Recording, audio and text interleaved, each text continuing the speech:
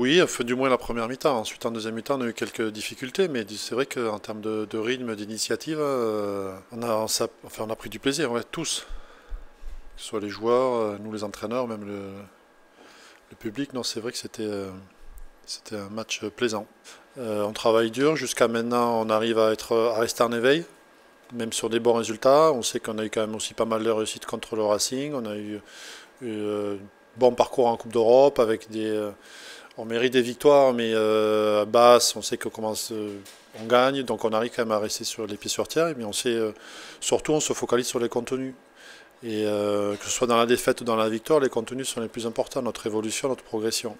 Et là, c'est vrai qu'on sort d'une bonne performance au Racing par une victoire, mais on a une première mi-temps vraiment positive, deuxième mi-temps un peu plus poussive. Donc voilà, donc on essaie de progresser au quotidien et de mettre cette exigence aussi dans nos entraînements et les joueurs aussi. Voilà, donc c'est ce qui nous permet de rester surtout en éveil et en progrès, parce qu'on a encore pas mal de choses à faire.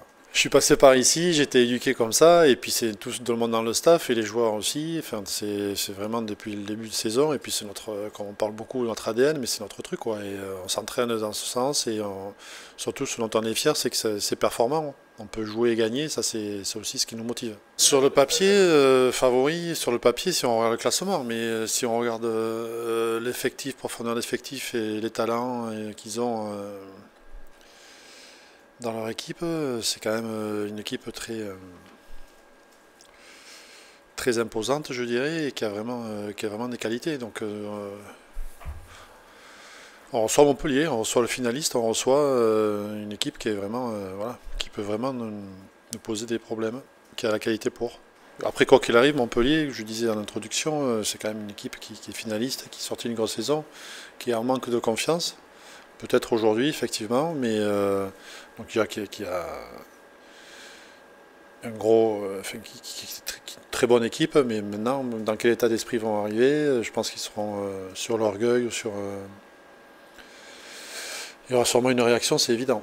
Bah, c'est une équipe qui joue quand même, qui déplace le ballon, mais qui utilise aussi, qui a pas mal de puissance dans toutes les lignes, notamment chez les trois quarts, mais devant, n'oublie pas quand même, c'est une PAC qui a été très performant, qui est toujours performant sur des ballons portés ou sur la conquête directe. Et ensuite, bien sûr, ils ont du talent derrière, avec de la vitesse et des joueurs agro assez puissants. On a pris, ce qu'on se rappelle, c'est qu'on a pris quand même 60 points chez eux aussi.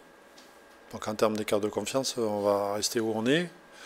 Et puis voilà, il faut que nous on soit prêts à assumer aussi l'intensité qu'ils vont nous proposer. Leur match à La Rochelle a été aussi je trouvais qu'il y avait quand même une grosse performance de leur part. Donc on s'attend vraiment à un gros match. On s'attend à recevoir Montpellier et on se focalise sur Montpellier, ce qui est Montpellier, et surtout pas sur le classement. La revanche, il y a certains joueurs qui jouaient au match aller et qui seront là, donc ils vont s'en rappeler. Nous on s'en rappelle un petit peu, mais bon, l'esprit de revanche, ça fait loin, pas tant que ça. C'est juste qu'on s'en rappelle et on voudrait être un peu plus performant qu'au match aller, ça c'est évident. Mais ouais. Moi je ne vois que les choses positives. Déjà je suis très content pour eux. Parce que c'est quand même jouer l'équipe de France, c'est magnifique. Donc participer à ce projet-là et avec une Coupe du Monde en point de mire, je trouve que c'est magnifique.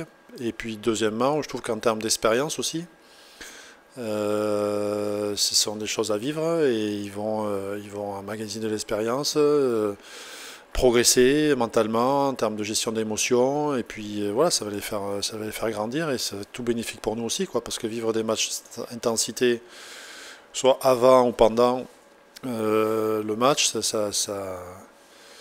ça peut les rendre un peu plus matures et un peu plus. Voilà, donc pour nous, c'est beaucoup. Enfin, moi, je trouve que je vois que du positif. Ben, pour un pilier, déjà, ça, à son âge, c'est bien. Voilà.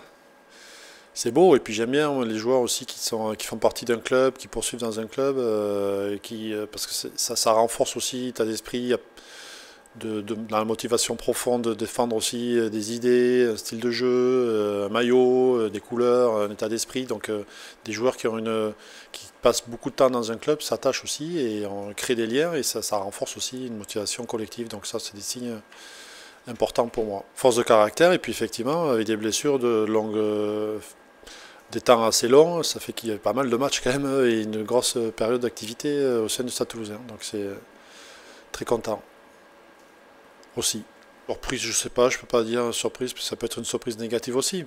Mais non, franchement, on est tous tombés sous le charme de Jérôme Kaino et surtout sur son charisme, sur sa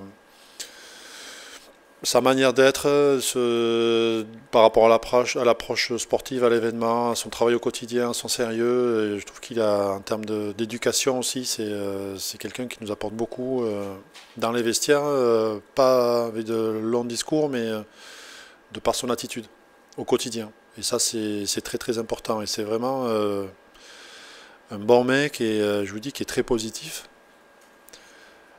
et qui amène beaucoup l'équipe en termes d'exemplarité. Ouais, Joe, c'était un peu ménager, ouais, effectivement, parce qu'il sortait quand même d'une grosse début de saison. Là, on a eu une coupure, une petite tension musculaire, donc on a préféré le mettre un petit peu au repos et puis tester aussi un attelage des Ricci, voir un peu comment.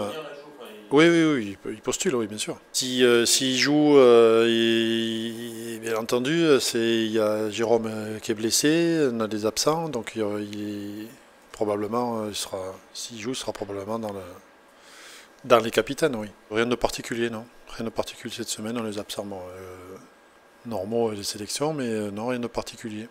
Quelques petits bobos qui traînent du match, ce qui est logique, hein. D'autant plus qu'on a joué dimanche, mais oui, voilà, après les blessés, Keno, la cheville, il en a pour 15 jours, 3 semaines, ouais. Rien de bien grave, mais il y a quand même des soins à apporter. Et Arthur, on compte bien sur lui. A priori, ça a bien évolué. Donc on espère que ça ira. Comment? Ouais, une petite acromio à l'épaule. Mais il a bien récupéré, ça évolue bien, donc on verra.